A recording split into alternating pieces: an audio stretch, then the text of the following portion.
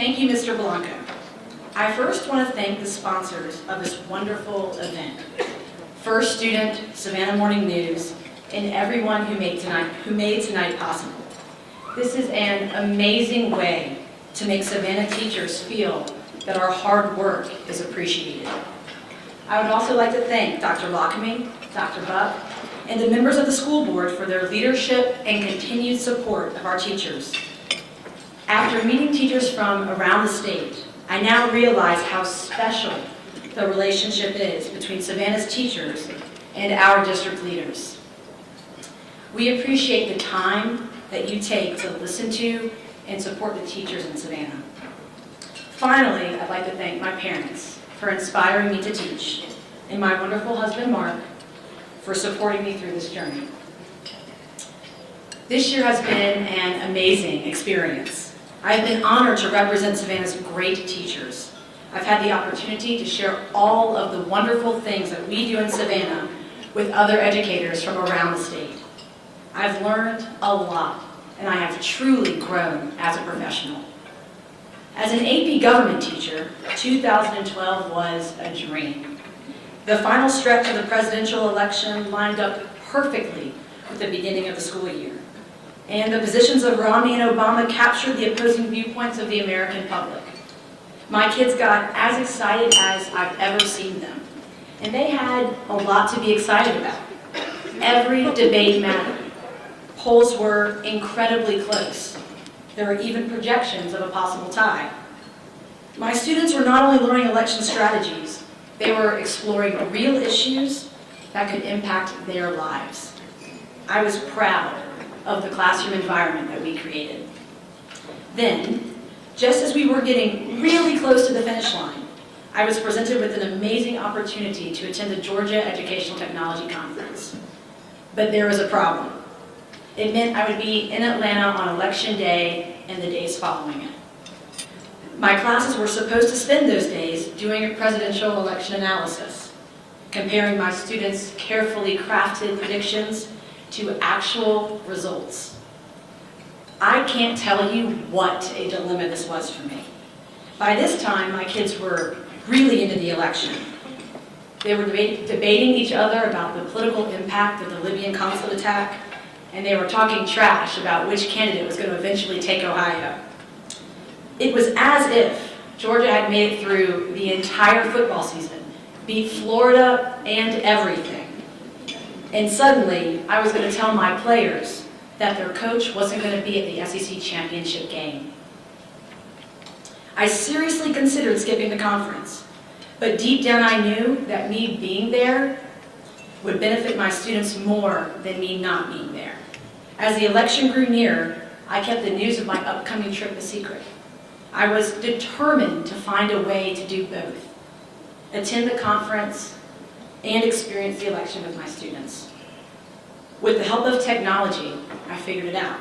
I asked myself, why can't our class meet when election returns come in? So that's what we did. Instead of discussing the election on November 9th, the day after the election, we had class on the evening of November 8th, and we talked about the results as they came in. I set up a chat room on the website, Today's Meet. I logged in from Atlanta and led the discussion. My students logged in from their homes and compared their predictions to actual election results as they came in. It was thrilling. Here are some of the statements that my students made in the chat room that evening. I'm so glad that we did that prediction project and that I actually understand what's going on this year. It's so much more interesting when I can take a side in our government. I feel so nerdy following this. Last election I didn't care. So far my map seems right. I am anxious. Wow, look at Ohio. This experience cemented in my mind something that I've been feeling for some time, and that is this. Technology is truly changing the way that we are teaching and the way that our students are learning. Class is no longer limited to a 50-minute period in a classroom. Class can be anywhere, at any time. Technology is allowing our teachers to blur the classroom time boundaries. It was sitting in an Atlanta hotel room, chatting with my students on election eve, when I realized what makes teaching in the 21st century so cool. Instead of having an after-the-fact discussion on the election, we experienced it real time. For students today who are accustomed to getting information immediately, this is big. I am passionate about teaching because I believe that good educators can change students' lives. But I'm excited about being a teacher in 2013 because I believe that all of us here in this room are part of the first wave of an education revolution. As a history teacher, I've discussed with my students the excitement Americans have felt when President Kennedy declared we would send a man to the moon by the end of the 1960s, even though the technology did not yet exist to accomplish such a feat.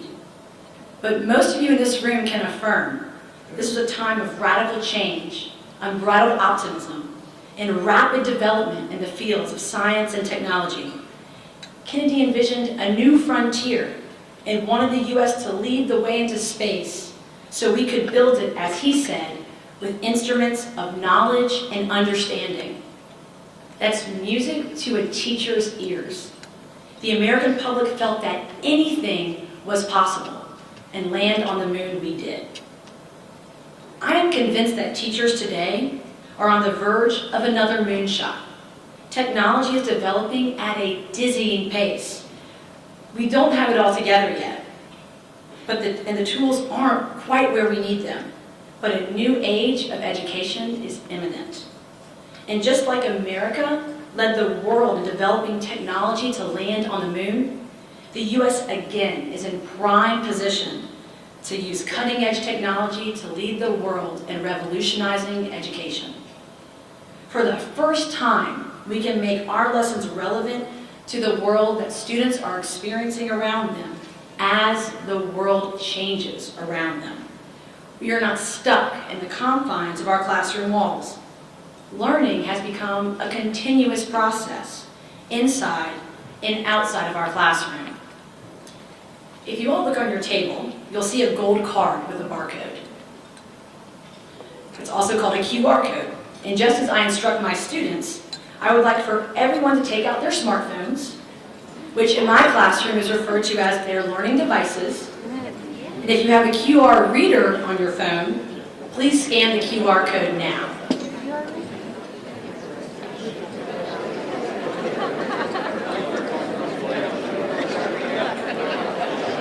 When you do, you will immediately have access to Neil Armstrong's first steps on the moon. Just as Mr. Armstrong described his first steps on the moon as a giant leap for mankind, 50 years later, we are now ready for another giant leap. Tonight, technology has allowed us to leave the walls of the West End and travel with Neil Armstrong to the moon. If we had more time, we could go online and investigate his full mission.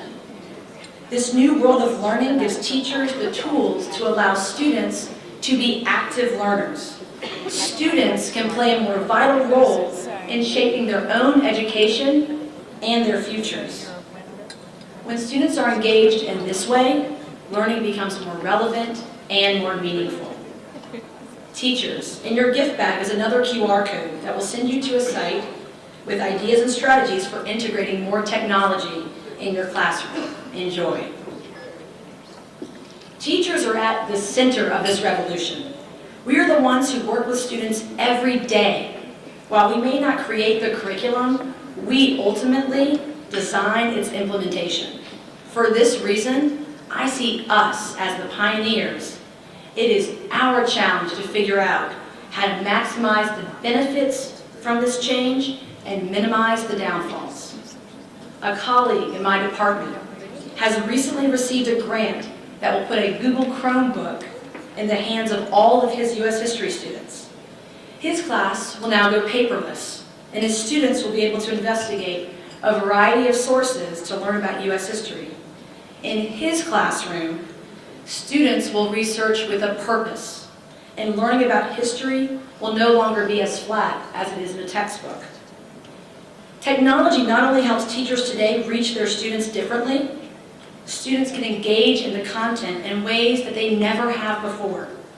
Students can play interactive educational games that put them in competition with themselves, each other, and sometimes with other students from around the world. In some cases, technology is literally flipping the classroom. Students can listen to their teacher's lectures via webcast. And class the next day involves students and teachers working together on problems related to that lecture that's normally tackled alone at home. The information age is all our students know.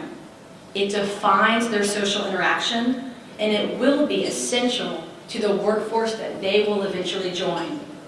It is our duty to teach them how to properly navigate this world. This task comes with major responsibilities.